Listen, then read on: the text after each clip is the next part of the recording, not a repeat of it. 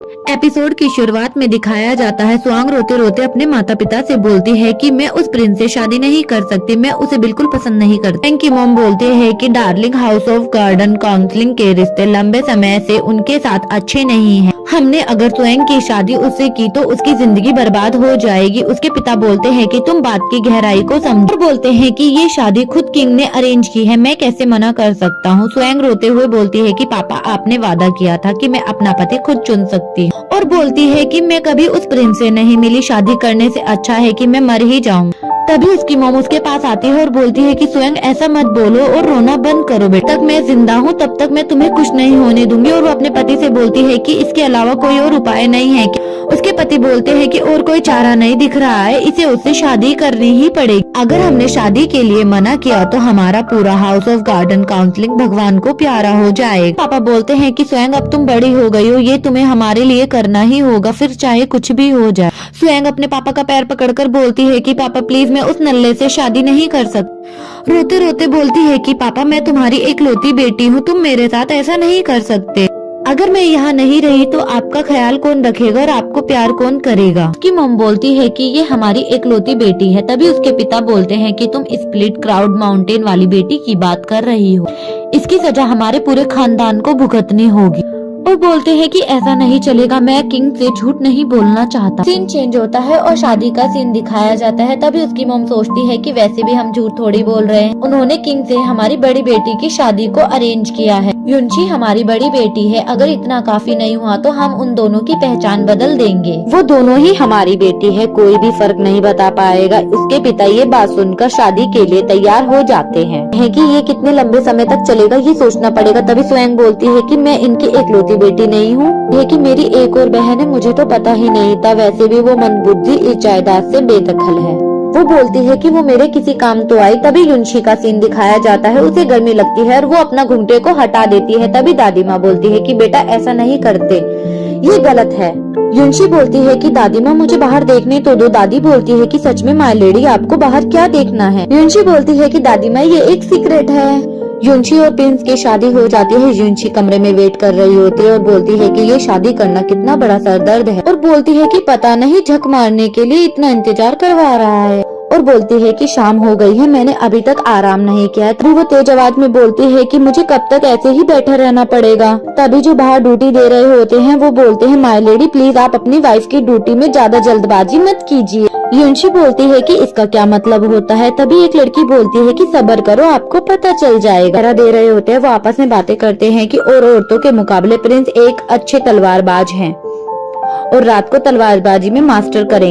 युनशी ये बातें सुन लेती है और बोलती है कि क्या बात कर रहे हैं, प्रिंस रात को भी तलवारबाजी करते हैं? जो बाहर पहरा दे रहे होते हैं वो बोलते हैं नहीं नहीं हाइनेस, वे अभी नहा रहे हैं। युनशी बोलती है तो उसने अपनी प्रैक्टिस खत्म कर ली है, और हंसी मजाक में बोलते हैं कि उनका निकनेम है रात का घोड़ा। तभी जो लड़की पहरा दे रही होती है वो उसकी मुक्का मारती है और बोलती है कि तुम अपनी जुबान संभाल कर बात करो, तुम्हें मरना है क्या?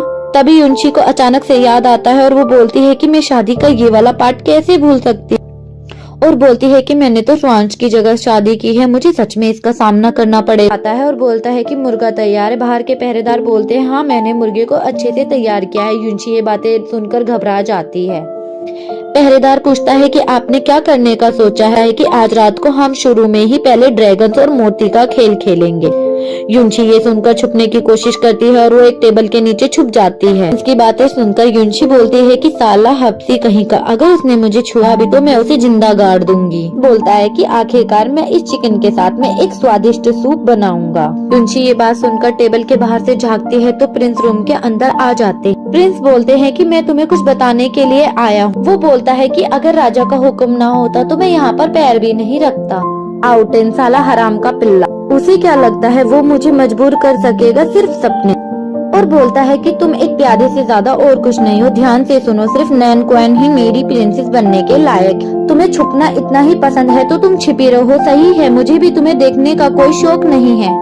और वहाँ से चला जाता है और बोलता है कि उसकी मेड को भेजो, वो इसकी मदद करेगी। और बोलता है कि उसे दूसरी जगह भेज दो। उसके पहरेदार लड़की के पास आते हैं और बोलते हैं कि आप चिंता मत करो माय लेडी। बोलते हैं कि हाइनेस जरूर उन्होंने आज पूरी बोतल पी ली होगी। युनशी बोलती है कि उसने क्या कहा? उसने मुझे सिर्फ एक प्यादा बताया है कि मैं बहुत ज्यादा खुश हूँ।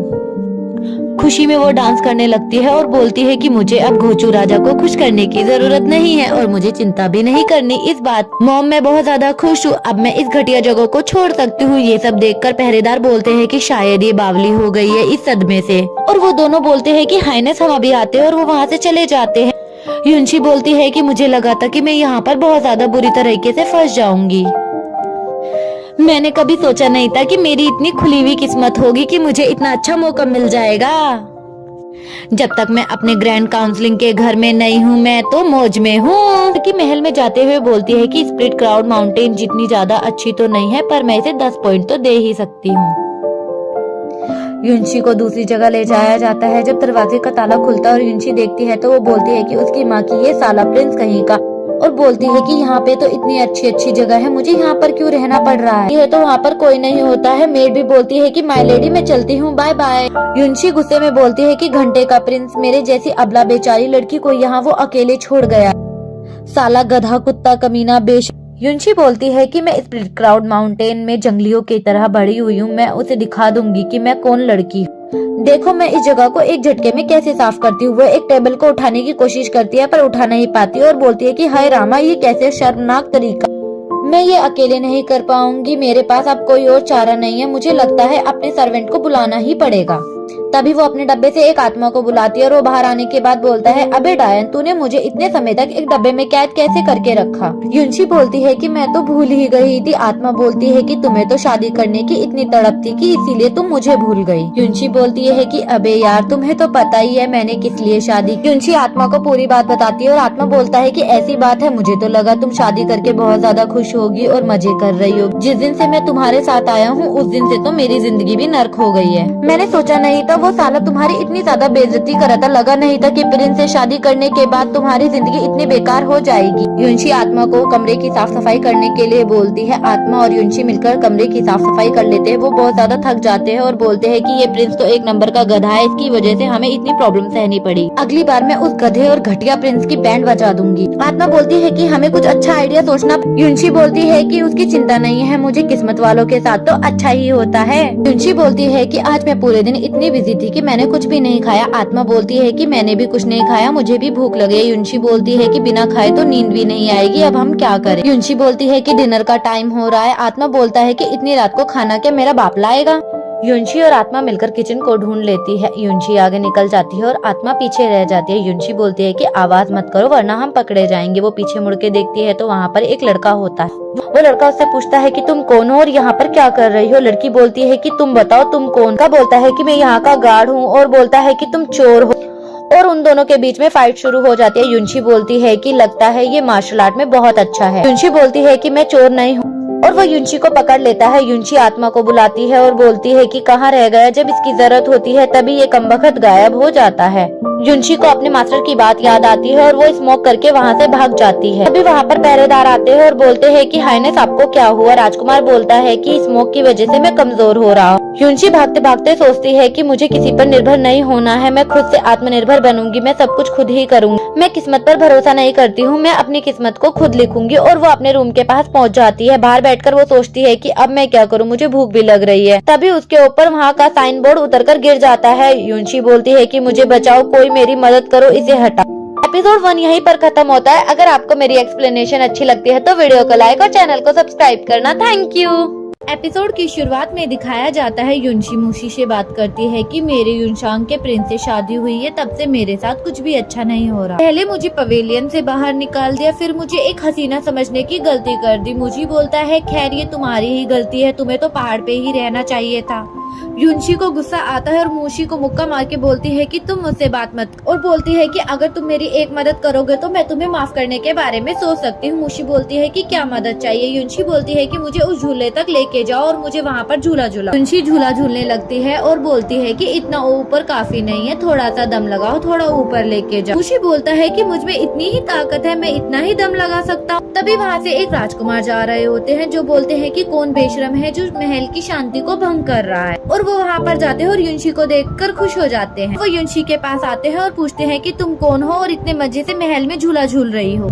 युनशी बोलती है कि अगर आपको भी झूला झूलना है तो आप पहले झूल लीजिए, मैं इंतजार कर लूंगी। मुशी बोलता है कि तुम अपनी प्रेम कथा बंद करो, तुम दोनों अगर झूला झूलोगे तो मेरा क्या होगा, मेरे अंदर इतनी ताकत नहीं है कि मैं तुम दोनों को एक साथ झूला झूला सकूं। युनशी बोलती है मुझे माफ करना, मुझे देर हो रही है, मुझे जाना होगा। राजकुमार युनशी को रोकते हैं और बोलते हैं कि अगर हम साथ में झूला नहीं झूल सकते तो क्या हुआ, तुम अपना नाम बता दो। मेरा नाम है यूजिन। युनशी अपना नाम बताने ही वाली होती है, तभी मुशी उसका मुँह पकड़ लेता है और उसे कुछ बोलने नहीं दे।